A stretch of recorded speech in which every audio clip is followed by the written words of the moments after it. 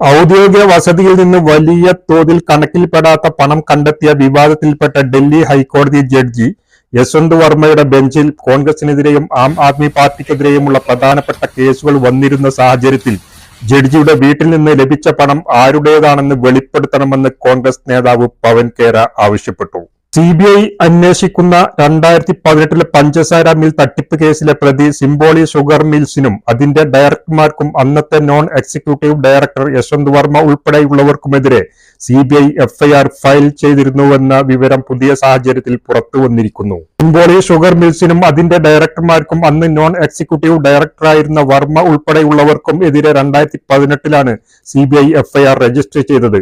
അന്ന് UP-യിലെ അഭിഭാഷകനായിരുന്നു വർമ്മ. വഞ്ചനാപരമായ വായ്പാ പദ്ധതിയിലൂടെ പഞ്ചസാര മിൽ ബാങ്കിനെ വഞ്ചിച്ചെന്നാരോപിച്ച് ഓറിയന്റൽ ബാങ്ക് നൽകിയ പരാതിയിലായിരുന്നു CBIയുടെ നടപടി.